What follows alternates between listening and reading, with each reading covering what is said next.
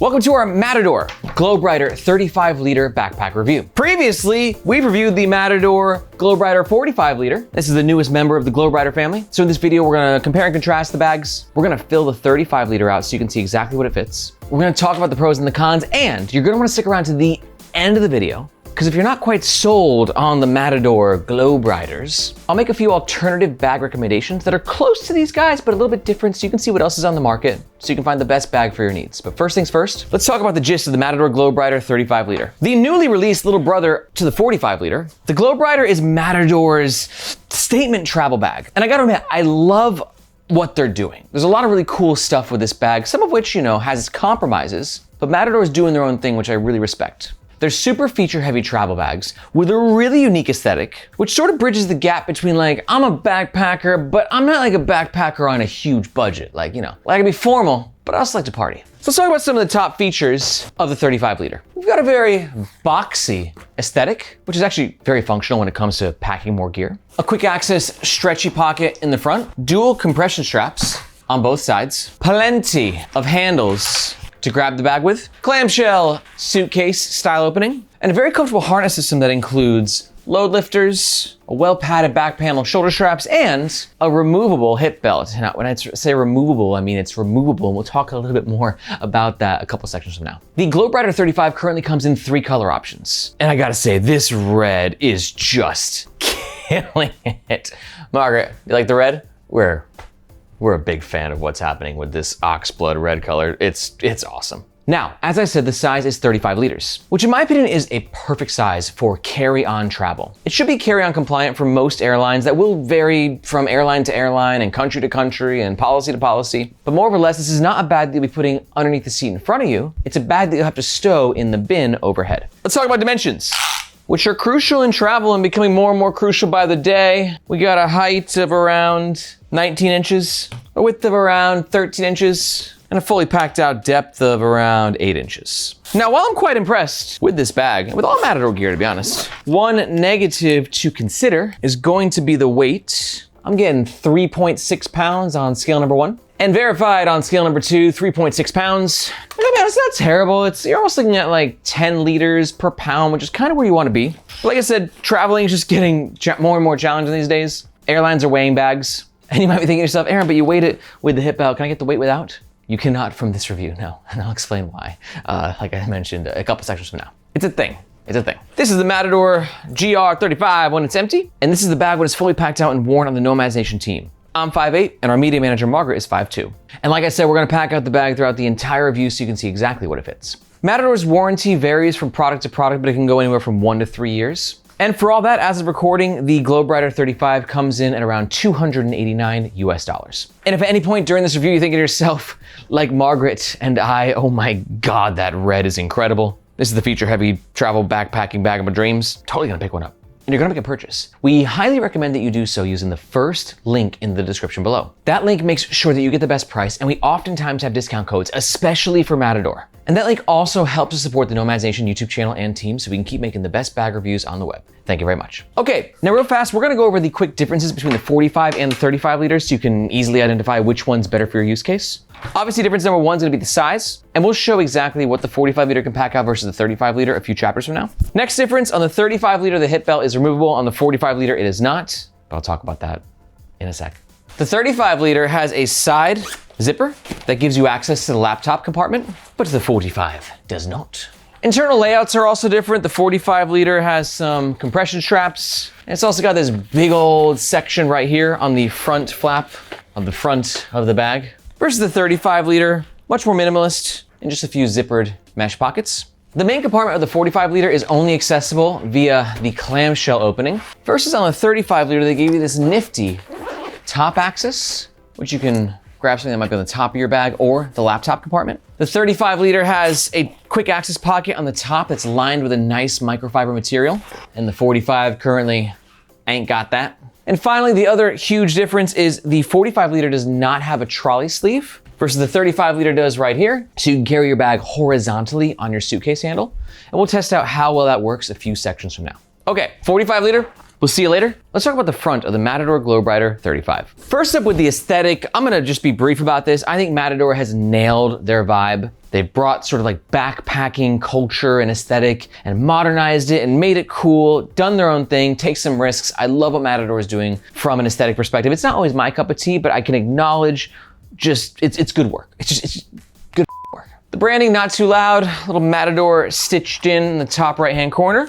Let's talk about fabrics. Now we have one primary fabric that's used on the entire side of the bag and the front, and then you have this fabric here, which is utilized on the front pouch and the water bottle holder. This primary fabric is a nylon. It's kind of like a 420D. I do wish at this price point that it was maybe name brand, like if this is Cordura, that'd be badass, but it ain't. But having said that, the choice of both materials is, pretty awesome. This nylon, very abrasion resistant, and it'll give you a bit of water resistance. And this stretchy fabric, let's talk about it, because this front pocket, I think you're either gonna love it or hate it. One reason you'll love it is just because of, I just love this fabric. It's got a nice little stretch to it, gives the bag a bit of a casual look on the outside. But honestly, it's great for access. This is a great pocket for shoving your bulky jacket. Day pack, souvenirs, right? When the bag is fully packed out and you're at that airport, the last stop before headed home, and you grab a few souvenirs, you got nowhere to put it, you can stash it in here. I love this pocket for all those reasons. But I don't love it, or I think that it can be compromising also because of a lack of weather resistance, right? So let's say you are putting a book or a jacket or a hoodie in there and you are caught in a bit of a downpour. This is just open to the elements. Overall for me, not a deal breaker, but I'd love to hear your thoughts. Does this pocket freak you out with its lack of weather resistance? Or is the ultra accessibility more important? Let me know what you think in the comments below. We're gonna test this pocket when the bag is actually fully packed out so we can get an idea of its capacity. Some other notes in the front is we have 1, 2, 3 handles. And if you like handles, this bag is handles galore, which can be very nice when traveling. You have lots of access points to grab the bag, carry on, in the train, in the plane, right? It's just nice to have from that perspective. Underneath the 2 side handles, we have some lash points in case you want to clip things externally onto your bag. For instance, a sunglasses case, like so. And then let's talk about the one front pocket. I got this little admin compartment right here. This pocket runs down to about this part of the bag. I do love Matador's choice of this light gray lining. It's bright, it creates a highlight effect. It might get a little dirty a little bit faster than a darker fabric would, but for me, it's a no-brainer trade-off. In this pocket, we have 1, 2, 3, 4 pen slots, an excessive amount of pen slots in my opinion. And I'm a pen guy. I am the pen guy, but 4 slots it's a bit much. Then we got 2 smaller drop pockets and then 2 zippered pockets, both of which run down to the bottom of this compartment. Should be noted that this fabric is really similar to this fabric, a little bit thinner, same amount of stretchiness and same satisfying touch and feel to it. It's a really nice fabric. Now, this is a great pocket for smaller things you might want quicker access to. Starting with the pen pocket, like I said, I'm a pen guy and I literally only have 1 pen with me. So I only put 1 pen in. This is the problem with pen pockets is they're very prescriptive. You can really only put pens in them. Maybe you could put chapstick in them. I have this adorable little chapstick that I bought. Okay, it's a pen/chapstick pocket. We found a new use case for a pen pocket. That's great, go us. Zipper pockets, good for meds, Zintin, tissues. Keep your smaller bits of gear organized. I'm gonna throw charging cable in the other zipper pocket. See if we can get a mouse in this guy. Oh yeah, so that little bit of elasticity in these pockets does allow you to fit bulkier bits of gear. I'll put the wallet in the other one. And then one nice thing about this pocket is it does have some built-in space to it. So if you wanna put a bulky charger in there, over-the-head headphones, it should fit. Oh yeah, you can see right here, a bit bulky, but it's working. It might not fit that perfectly when the main compartment of the bag is fully packed out as well, but we shall see. Now, before we move on to the next section, let's talk about zippers real fast. Now, on the spec sheet that Matador gave us, they said that all the zippers are YKK zippers, but I'm looking at these zippers right now. I see no evidence of any YKK-ness. So a few things could be happening here. 1, this could be an early sample bag that Matador sent to us that might be using different zippers. 2, your guess is as good as mine. So all I can say is I don't think this bag is utilizing YKK zippers. Clearly does not show YKK on the back. So maybe double check with Matador if that's important to you, which I think it should be at this price point. One other note about the zippers though is basically every zipper on this bag has this matte sort of finish. And that's a PU coating. PU equals polyurethane. Polyurethane equals rain stay out. So it's very, very good for weather resistance. And it gives the bag a nice sleek look, right? Very, very modern and sleek. But keep in mind that polyurethane coatings can and most likely will peel over time, especially with more exposure to sunlight and more use. But one thing that's nice is that on every single zipper, you can see that Matador has added these little theft deterrents right there. And what that allows you to do is pull the zipper under it and kind of like wedge it underneath there. So in the situation that somebody's trying to fiddle with your bag, you've got an extra thing in the way, which like I said, is a nice little peace of mind theft deterrent feature. Okay, let's talk about the middle of the Matador Globerider 35. One nice note about this bag is the bottom flat. So as you notice in the beginning of the video, the bag itself stood very well, but that will depend on how you pack the bag out. For instance, the bag's not packed right now and it's not standing. So the way you pack it will dictate how well it stands. On side number 1, we have a handle and two compression straps. These compression straps I think are quite nice. I love how this diagonal design matches the diagonal zipper. Just kind of gives it a meaner look. Oh, interesting. So the hardware, this is YKK. So maybe this is what Matador meant when they said there was YKK on the bag. Again, I can't verify this. Matador, if you want to clear this up in the comments, please let us know. But this buckle is YKK, which is nice. And then what's cool is on the bottom, who are you made by? YKK as well, is we got sort of like this double compression guy, right? So it gives it a little bit extra oomph when you're compressing the bag. And if you're wondering what this is for, it's nice to have the compression when you're traveling on those budget airlines, right? When they're like, hey, the bag needs to be 7.5 inches and yours is 8.25. You shall not pass. You can be like, yes, I can. So then you can just cinch and hopefully it allows you to get it into the measuring bit. Last note on this side, a couple external lash points so you can hang things again externally on the bag. Let's flip it over. On this side, we got a water bottle holder. Same fabric here that's used here. Really like this water bottle holder. It's big, it's beefy, it's got some expansion to it. It shouldn't eat into the main compartment too much. We're gonna test out what water bottles it can hold in just a minute when the bag is fully packed out. Speaking of which, let's do it. To get into the main compartment, we got some chunky zippers. These are number 10s. Again, not sure if they're YKK, which I really hope they will be at this price point. You can see we got that suitcase style clamshell opening. One thing to note with the clamshell style opening is it's not like the smoothest. We are getting like some pinching on the sides. You can see when it's open all the way, it's sort of collapsing this side of the bag into the corner. Not a deal breaker, just little things to be aware of. Let's go ahead and pack it out. As you can see, I got a whole bunch of gear here. Probably good for about a week's worth of travels. Let's get it all in there. So I got a large packing cube from Air. Pop that right at the bottom. Small packing cube from Air. Fits perfectly here. Packing cubes all work pretty well these days. The bag sizes are all around the same. So it doesn't matter what packing cubes you had, it should definitely fit. I've got the JSD Bombas tech pouch, which will pretend it's a DOP kit. I got the Evergoods Cap 2 for all my tech stuff. Put that there. I got a shoe bag, and you can see, that's kind of what we're getting at 35 liters, right? So you got a pair of shoes, week's worth of clothes, tech pouch, DOP kit. That should kind of do it. And then, in all these zipper pockets here, I'm just gonna throw my smaller bits of gear, portable battery. This mesh, it's not very elastic, which I'm not crazy about. But on the flip side, sometimes it's better that way because elastic power mesh can lose its elasticity over time. These pockets have become pretty tight, tiny little zippers, right? Especially with everything that's packed out in the front, so keep that in mind. Let me go ahead and throw a bandana in here. Bandanas are great travel companions. They can do so many different things. Portable hard drive, selfie stick. Now we're gonna really push this thing and see if it can close. And I think that it will, definitely will. Okay, impressive capacity. These big old 10 zippers help to close everything very nicely. We'll see if it self-stands pretty well. Like I said, depends how it's packed out. You gotta do one of these and yeah, it's not the perfect self-standing bag, so do keep that in mind. Now, a couple more things to cover here. Let's talk about the front. You can see now that the bag is fully packed out. That's where this elasticity of this fabric becomes very, very useful. So you can throw something like a book in there if you want a compressible day bag, like so. But for me, I think it's a great spot for a hoodie. Got my Unbound Merino hoodie. It packs down very well and it matches. Water bottle holder. One thing that I like is that Matador has included this little pull tab, right? Which just gives you a bit of leverage, especially which is nice when the bag is fully packed out. 24-ounce Columbia water bottle fits very nicely. And this is a big water bottle holder. And what's nice is if you want to secure it even further, you can use this compression strap right here, clip it onto there, bada bing, bada boom.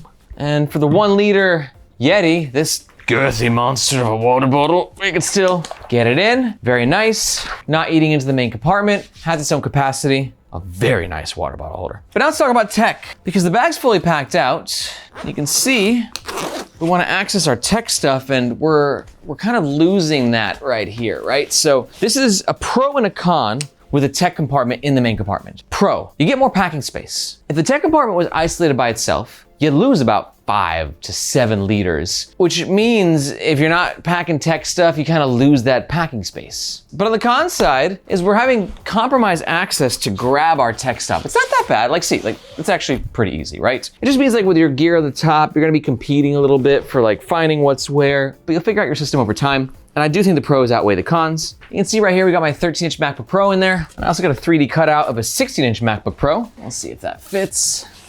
Definitely does. Definitely not gonna get a 17-incher in there. That's as big as it'll get. And then you can go ahead and close these zips like that. Woo! We are packing this bag out to its limits. But we got one last spot on the top, which is this zipper pocket, which has a little bit of volume in itself. Like I said, it has a nice microfiber material and is ideal for your shades. Go ahead and pop them in there. Quick access. And Matador went the extra mile, dude. They even made this quick access pocket PU coated as well. I'd like to hear your thoughts on the PU coatings though. Pro, against, do you like them? Do you not? I like them at first. I usually don't like them later down the line. Let me know what you think in the comments below. Now real fast, let's test out the capacity difference of the 35 to the 45 so you can have a better idea of which bag best suits your travel needs. So remember, 35 liter, we decked it out with all this stuff. So I'm gonna go ahead and throw the same packing cube into the 45. Smaller packing cube, my DOP kit. I can throw actually the tech pouch sort of at the top, right? And the shoes here. So now you can see, although it's a little bit dark in there, you know, we got room on top, right? And mathematically this should make sense, like 35 liters versus 45 liters, you're gonna have an extra, I don't know, what's that, 10 liters? 30-ish% extra space. So you can see right here, just in terms of more bulky stuff, I got a day pack, journal, book, and a hoodie. These are things that wouldn't have fit into the 35 liter, but I think they will fit indeed in the 45 liter. For me, I think 35 is more than enough space. Just forces you to travel a bit more minimalist and to maybe do a bit more laundry when you get to your destination. But if you are a longer term traveler and you're on the move a lot, you can't do a lot of laundry, maybe got some photography gear, it's colder, I can see why the 45 liter might be a better pick. Okay, let's talk about the back of the Matador Globerider 35 liter. Now, one nice thing on the back is if you got the top too packed out and grabbing your laptop is you have side access as well. So you can see right here our MacBook Pro cutout. You know, it's not the easiest, but it just gives you that little bit extra accessibility for those times that you need it. But really, when it comes to the back of this bag, we're gonna mostly be talking about comfort, which this bag's got a lot going on when it comes to comfort. We got a hanging loop right here. Very nice because it's not really a handle you're gonna wanna grab. I mean, yeah. The top panel situation is interesting because we got two, right? You got this front one and this back one. This back one's not big, right? So trying to get my hand in there, I'm a smaller dude, I'm 5'8". These are not the biggest hands in the world and I can barely squeeze my hand in there. So if you're someone who likes a big chunky top handle, I don't know if these two are gonna give you the same. This one gets the job done, but it's not quite as chunkalicious as I've seen in some other bags. Now, as for the comfort, like I mentioned, we got the load lifters, sternum strap, and all these sort of come together to combine to take weight off of your lower back, right? With the hip belt itself, a good hip belt, you should be able to feel like the bag is like the center of gravity is here and most of the weight is on your hip, as the name would suggest. For a passport, some backup cash, right? It's in a very discreet location, so it's just one of those things that if you lose your passport or you lose your credit cards, you just always know you got like a little backup somewhere safe. But then reason number two is you can actually disconnect the shoulder straps like this and stow them underneath here. Let's see how good this system is, because I've seen so many systems do this and they all vary, and this one's okay. This one's actually pretty good considering how much we packed the bag out. Let me tell you, not all shoulder strap stowaway systems are good. In fact, some flat out. And some are amazing. I'd say this one, I gave it a B+.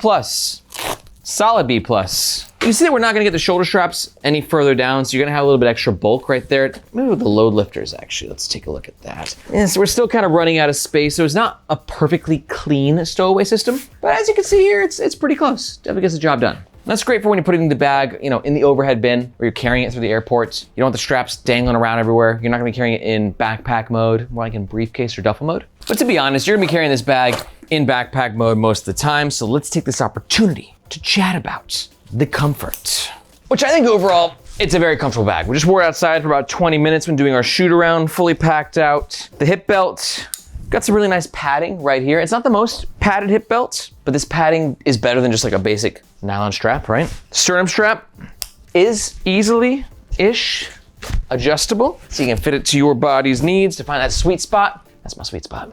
And it's got a dangle stopper. Thank you, sir. Speaking of dangle, you can see that we have the excess nylon here. Like I said, I'm a skinny dude, 5'8", so I'm gonna have probably more excess nylon than the average person. So we can go ahead and stow it away in these little pockets right there, which brings much joy to this little guy. And alternatively, you can use these pockets to store things as well, but because of the location, I wouldn't really utilize them for that because things can fall out. So I think this is just for dangle. That's it. And load lifters, we can go ahead and crank these into place. And now we got a pretty comfortable bag. The shoulder straps are well padded, more on the dense side.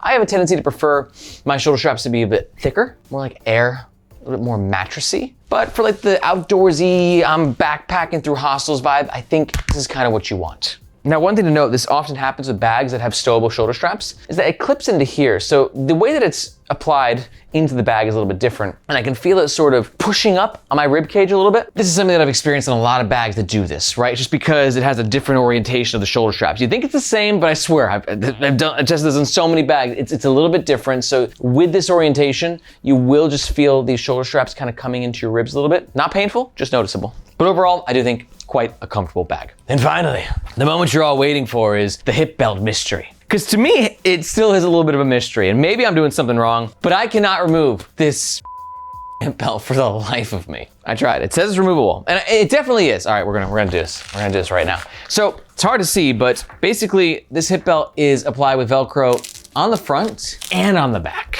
and that's the challenge. And I tried to do this when the bag was empty. I'm gonna try and pull this thing out now.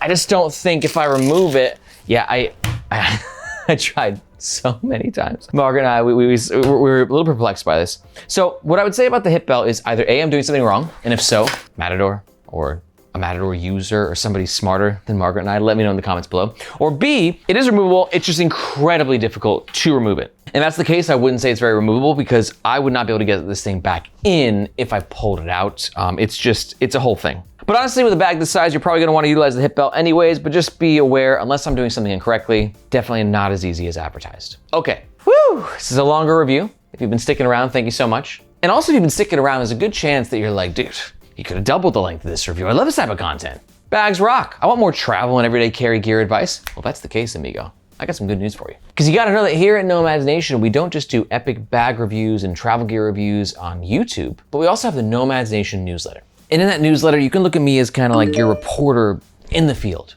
where I'm gonna give you a weekly deep dive into everything that's happening in the world of carry, everyday gear, newest drops, collabs, limited editions, and everything in between. So if you wanna keep your finger on the pulse of what's happening in this awesome community, I mean, there's like a revolution happening in the bag world. There's so much cool that's being released. And we always got some cheeky discount codes and limited edition giveaways that we're doing. And if all that sounds really interesting to you, you're gonna wanna sign up to the Nomad's Nation newsletter, which you can do by finding this globe emoji in the description below. I hope to see you in your inbox. Okay, let's talk about the overall pros and the cons of the Matador Globerider 35 liter. Pro number one, love the look and I love this color. Pro number two is I found the harness system to be quite comfortable. And pro number three is I just think it's a very feature heavy bag, which gives you a lot of bang for your buck in terms of value. But on the flip side, the cons, con number one is sort of playing into pro number three, which is a very complicated bag. There's sort of lots of openings and features and fabrics and materials, and it might be a bit more complex of a user experience than you want from your travel bag. Con number two is getting this hip belt off. No idea how to do it. And con number three is for some, the laptop access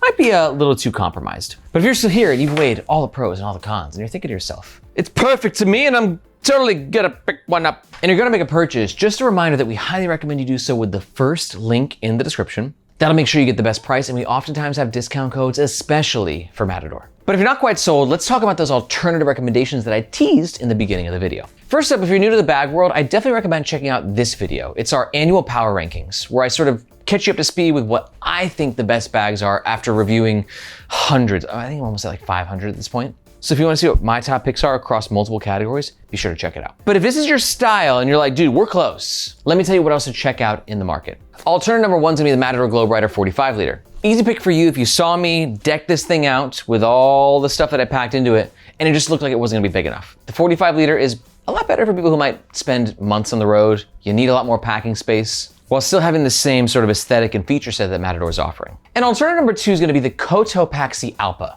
Great option for you if you like that whole kind of backpacker vibe and you want a bag that's comfortable, but you don't need quite as many features and zippers and fabrics and materials. You want a bit of a simpler user experience. That's what Cotopaxi does best, plus they offer a lot of color options. They're both awesome bags, so is this. There's so many great bags out there, but to learn more about the alternatives, just go ahead and watch these videos right here. If you got any questions about any bags, be sure to let me know in the comments below. Thank you so much for watching. My name is Aaron. This is Nomads Nation, and we'll catch you next time.